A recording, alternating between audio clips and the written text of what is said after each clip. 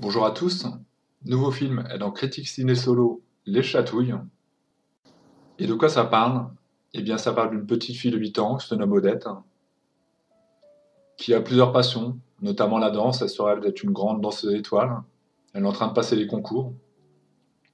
La peinture également, qui permet de s'évader dans un monde de rêve artistique, donc elle est promue très certainement un service, une vocation dans l'art, mais un jour, dans cette chambre où elle est en train de faire une peinture, l'ami de la famille va arriver, peu importe qui il est, peu importe son nom, peu importe son prénom, il a été gommé depuis par le temps. En tout cas, on peut l'imaginer, il est juste celui qui représente l'autre. L'ami de la famille, celui en qui on a confiance, celui qui va toujours être au petit soin pour Odette, qui va lui toujours présent, toujours disponible. Vous voyez, cet ami-là, celui qu'on peut pas soupçonner. Il va rentrer dans sa chambre, il va dire «Oh, c'est très beau ce que tu dessines». Et puis il va dire «Ça dirait pas qu'on joue aux poupées?» Et Odette va répondre «Bah oui, pourquoi pas, on peut jouer aux poupées». Donc elle prend ses poupées, il va dire «Non, non, non, laisse les poupées dans le coffre, on va faire autrement. Je vais être...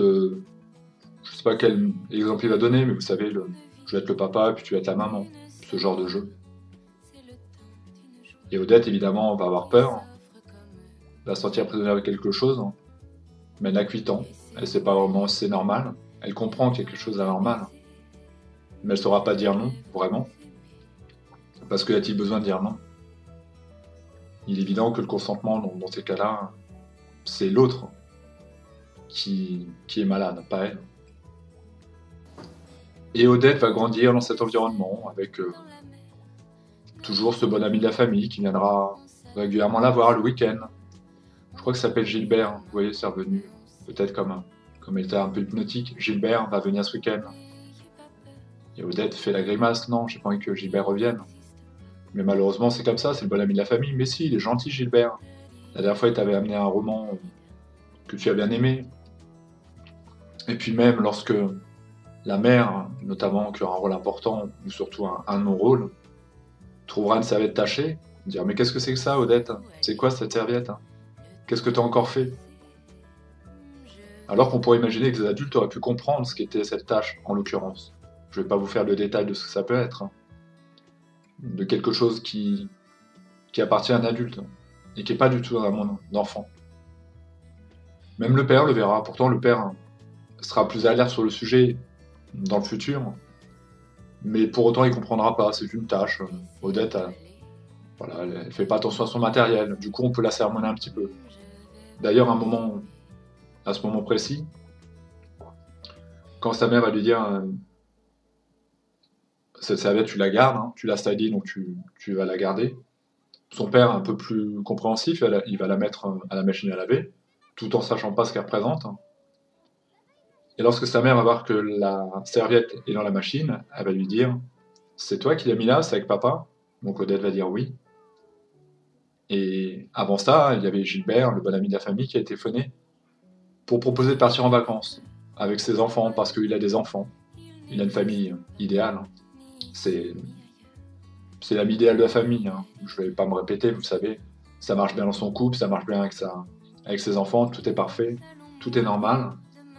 Et donc il voulait inviter Odette, qui évidemment, dès qu'elle a entendu le mot Gilbert, vacances, était tétanisée. Et sa mère va lui dire, bah, puisque tu as voulu nettoyer cette serviette, que tu as salie, que tu n'as pas voulu la garder, tu partiras quand même en vacances avec Gilbert. Et puis comme ça, Odette, au cours de son enfance, va régulièrement rencontrer tonton Gilbert, le bon ami de la famille. Et quelques années plus tard, alors qu'elle est devenue une jeune femme, elle va se décider à pousser la porte d'une cabinet d'une psy, elle sait pas pourquoi. La psy va dire, bah, qu'est-ce qui vous a amené ici? Qui vous a parlé de moi? J'en sais rien, je passais tous les jours devant, j'ai eu envie de rentrer, j'ai poussé la porte. On peut comprendre qu'à ce moment de sa vie, elle a envie de parler, et puis elle va parler à la psy.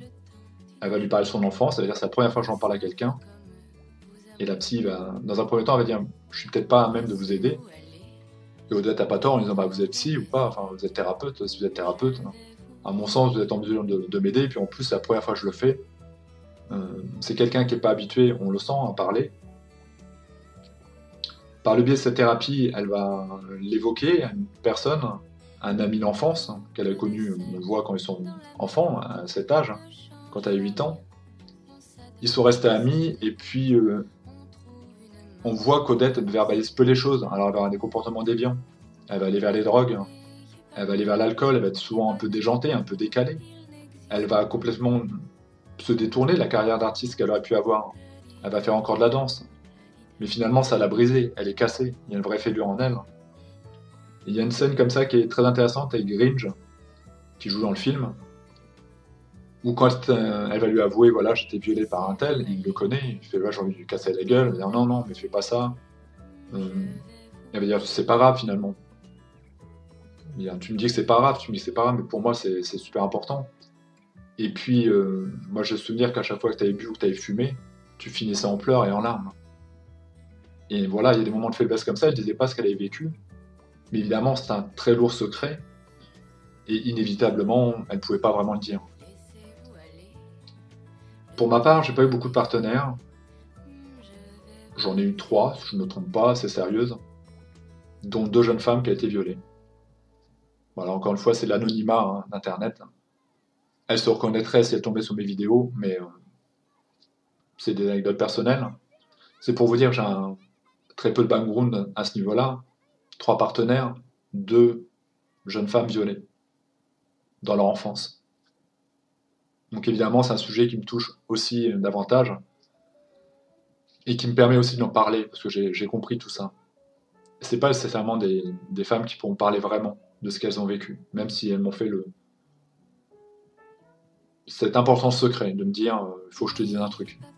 Ça m'a été précieux. Maintenant, honnêtement, si jamais, mesdames, parce que ça vous concernera, ou même monsieur qui aurait été violé,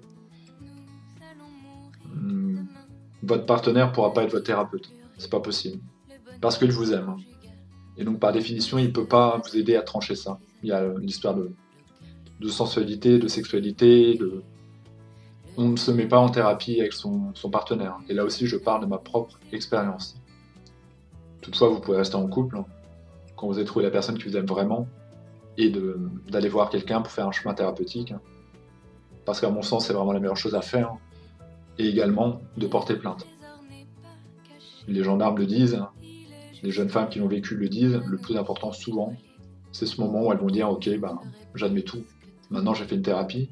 On m'a donné la force de le dire. » Et le fait de sortir de cet état de victimisation, de dire « Non, moi j'étais victime, je suis pas coupable. » Parce que ces jeunes femmes peuvent penser après. Dans ce film, en l'occurrence, elle est plutôt... On le voit pas trop en fait, mais souvent ça va donner des comportements instables et ces jeunes filles peuvent devenir des filles faciles, des filles qu'on retrouve très facilement dans un lit un soir. Les mecs vont se dire ouais c'est une fille facile, mais jamais elles ne diront leur secret. Enfin voilà. Le film, c'est les chatouilles.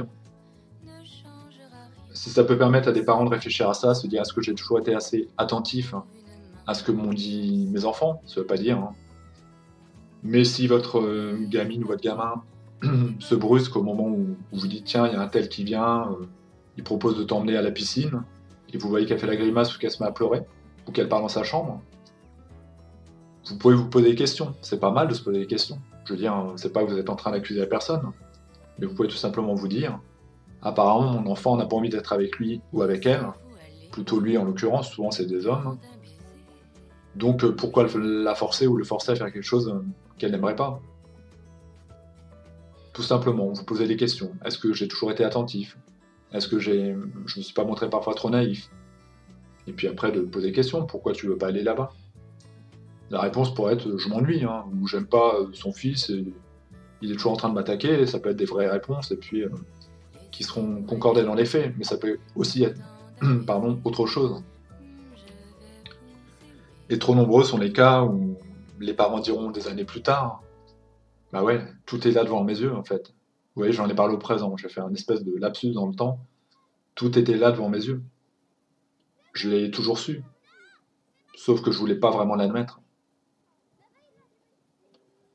Et je vous invite pour finir cette critique à écouter un texte de Lina Lemay, dont j'ai déjà parlé, que j'aime beaucoup, qui se nomme De la boue dans les yeux, et qui parle de ça, d'une mère qui va se rendre compte des années plus tard de ce qu'a vécu sa fille, de tout, de la culpabilité, des moments où elle lui a dit qu'elle mentait, et en même temps de ce sentiment de mère qui pensait bien qu'il y avait un truc qui était anormal, mais bon, pas lui, c'était pas possible, pas lui.